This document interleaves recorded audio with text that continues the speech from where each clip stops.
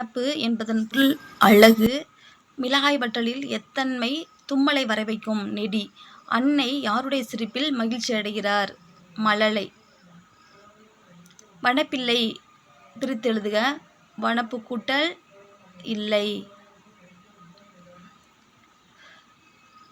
வார்ப்பு பிளஸ் எனில் சேர்த்தெழுதுக. வார்ப்பெனில். வானம்பாடி குயில் இதழ்களில் கவிதைகள் எழுதியவர் தேனரசன். வானம்பாடி குயில் இதழ்களில் கவிதை எழுதியவர் தேனரசன். பரி என்பதன் பொருள் குதிரை. வன்கீரை பிரித்தெழுதுக. வன்மை கூட்டல் கீரை. கட்டி பிளஸ் அடித்தல் சேர்த்து எழுதுக. கட்டியடித்தல்.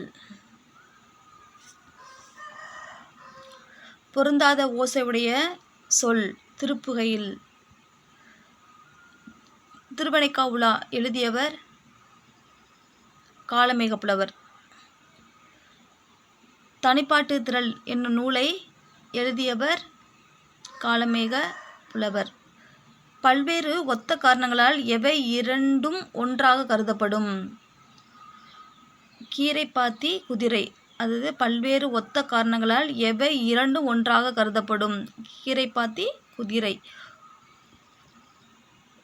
ஒரே பாடலில் இரண்டு பொருள் தருவது ஸ்லேடை. ஒரே பாடலில் இரண்டு பொருள் தருவது ஸ்லேடை. ஆயக்கலைகள் மொத்தம் 64. ஆயக்கலைகள் மொத்தம் 64. புனையா ஓவியம் புறம் போந்தன என்று கூறும் நூல் மணிமேகலை. புனையா ஓவியம் புறம் போந்தன என்று கூறும் நூல் மணிமேகலை. ஓவியம் வரைய பயன்படுவது எழினி. ஓவியம் வர பயன்படுவது எழினி.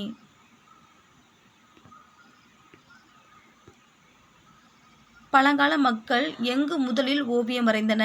பழங்கால மக்கள் எங்கு ஓவியம் வரைந்தன? குகைகள். குகை ஓவியங்களில் வண்ணம் தீட்ட பயன்பட்ட பொருள்களில் ஒன்று மண்துகள்.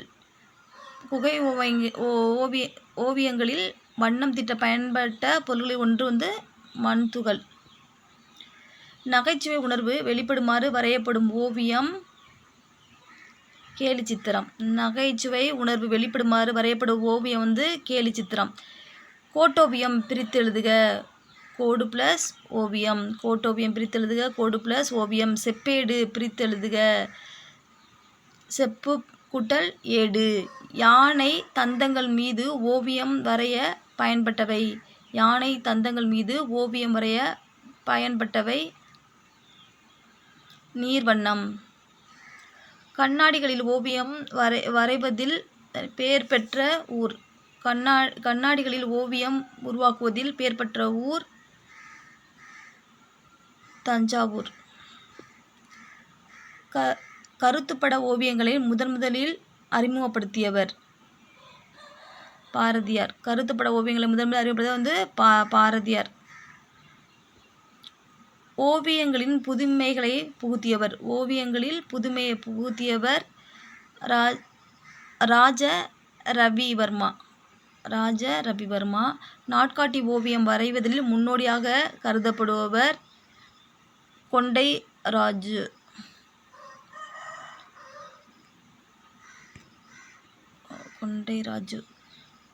பசார் பெயிண்டிங் என்று அழைக்கப்படுபவை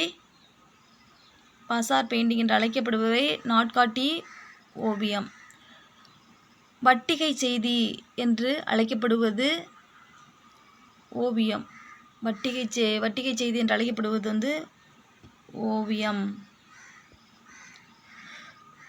துணி ஓவியத்தின் தற்போதைய பெயர்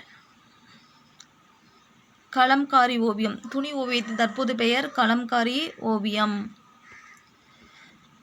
சரஸ்வதி நூலகம் எப்போது முதல் இயங்கி வருகிறது? கிபி 1122. சரஸ்வதி நூலகம் எப்போது முதல் இயங்கி வருகிறதுனா கிபி 1122. தமிழ்நாட்டின் மைய நூலகம் கன்னிமரா நூலகம். தஞ்சை தமிழ் பல்கலைக்கழகம் தோற்றுவிக்கப்பட்ட ஆண்டு. 1981 கன்னியாகுமரி திருவள்ளுவர் சிலை வந்து திறக்கப்பட்ட ஆண்டு 2000. பின்வருவனவற்றுள் விகுதி பெற்ற தொழிற்பெயர். விகுதி பெற்ற தொழிற்பெயர் படித்தல். பின்வருவனவற்றில் எதுவை தொழிற்பெயர் விகுதி?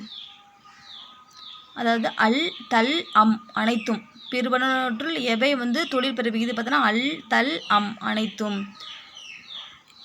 என் காலம் காட்டாதது எது? என் காலம் காட்டாதது தொழிற்பெயர். வண்ணங்கள் பயன்படுத்தாமல் வரைவது புனையா ஓவியம். வண்ணங்கள் வரையாமல் பயன்படுத்துவது புனையா ஓவியம். வள்ளுவர் கோட்டத்தில் அமைப்பு எது போன்றது? திருவாரூர் தேர். வள்ளுவர் கோட்டத்தில் அமைப்பு எது போன்றதுன்னா திருவாரூர் தேர். கலைப்படைப்பு எதனை பேச வேண்டும்? மானுடத்தை. அஸ்தெட்டிக்ஸ் என்பது கலைச்சொல் பார்த்தோம்னா அழகியல்.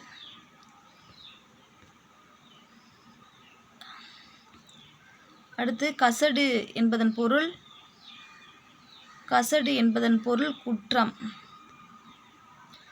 தன் குடிசை சிறந்த குடியாக செய்ய விரும்புவோரிடம் எது இருக்கக்கூடாது? தன் குடியை சிறந்த குடியாக செய்ய விரும்புவோரிடம் எது இருக்கக்கூடாது? சோம்பல். எதன் பண்பு உள்ளவரிடம் செல்வம்